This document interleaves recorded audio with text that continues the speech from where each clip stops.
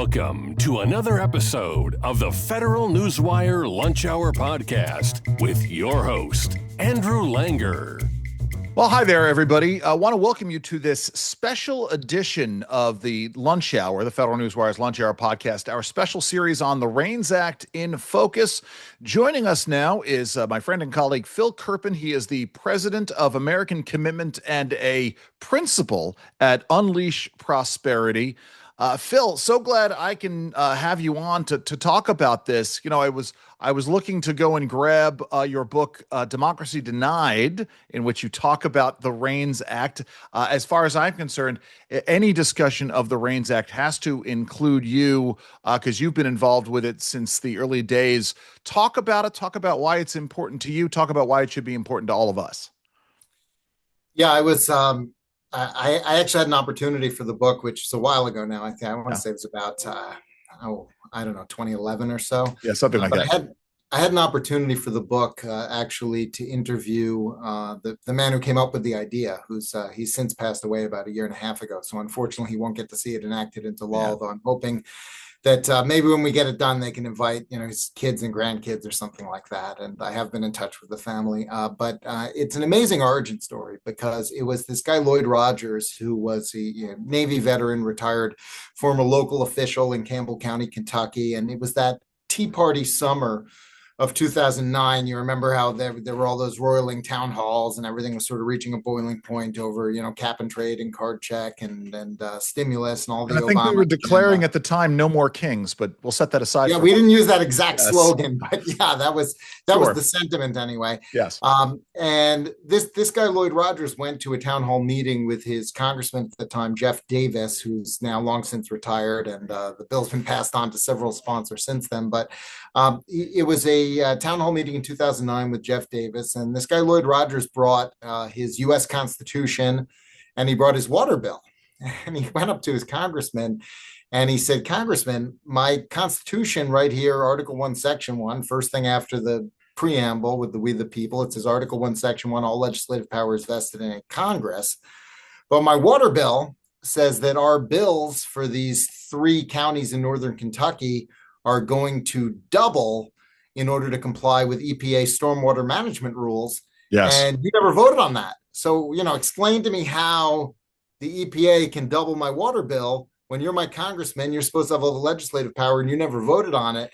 And he said, here's my idea what you should do. And he gave him a piece of paper and it said, like, proposed legislation, all regulations that require citizens to spend money that increase the cost that citizens have to expend should be required to be submitted to Congress for approval first before they can take effect. And that was the original concept, which is interesting because this sort of budgetary concept of spending money is actually back now. It was gone for a little while because when they developed it into specific legislative language, they used the standard of major rule to require prior congressional approval, which is an economic impact standard. And more recently, when they tried to include it in this reconciliation bill, they actually used the standard of substantial impact on the federal budget. So it was, again, this idea of expending money, which was kind of going back to the original slip of paper that Lloyd Rogers handed to Jeff Davis. But we've been trying to get this idea passed ever since. And Speaker Boehner, he wasn't speaker yet at the time, where he was the minority leader,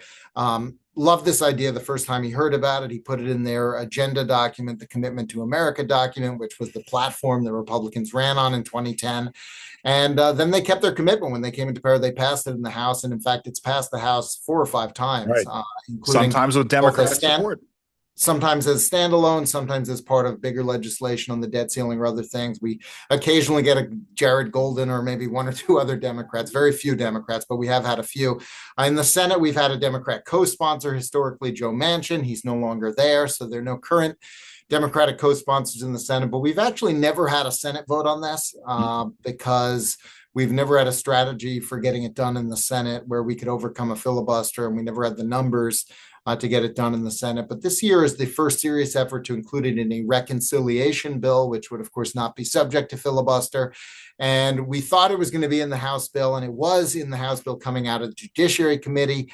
At the last minute, in that midnight amendment where they changed a bunch of things, it actually came out of the bill right before the House passed it. And I thought, does this mean that it's over, that it's coming out and that's it? And it actually kind of meant the opposite, because it turns out that it was Mike Lee, who's been pushing very hard to get it included in this bill, Nice. that asked for the House to remove their language, because the House language differed from what he's been negotiating with the Senate parliamentarian. And he didn't want to risk having language come over that the parliamentarian would reject and potentially undermine privilege for the whole bill. So he said, look, I'm going to keep my efforts going regardless, just take it out for now. And so it's not in the bill that the House passed, but the House supports it. The House wants it. It was in the bill coming out of committee in the House. And Senator Thune has said that he wants to get it included if they possibly can. Whatever version of it can pass Senate rules muster, they'll get in. And, you know, the way they've been trying to do it is Senator Lee is trying to use this argument that if it's restricted to rules that have a budgetary impact, then it's directly germane to the budget process. I actually favor a slightly different strategy for why it's germane, which is that, you know, this functions as a regulatory freeze. There can be no new significant regulations of any kind under this unless Congress approves them. And I think conceptually, the way it should be, think about this is a total freeze on regulations from a baseline standpoint.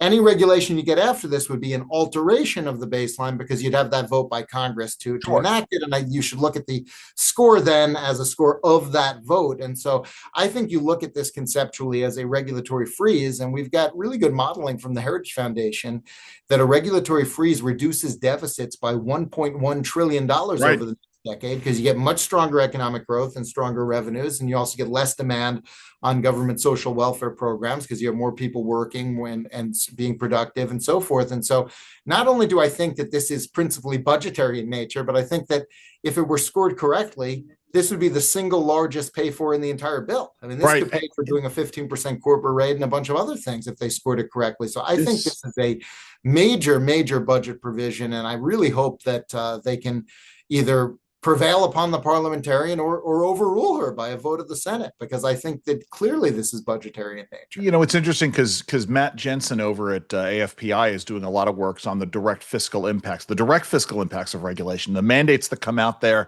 that require the federal government to spend more money internally on things. So, you know, that's the whole other aspect of this. You know, I raised the issue of the No More Kings thing tongue in cheek. I did.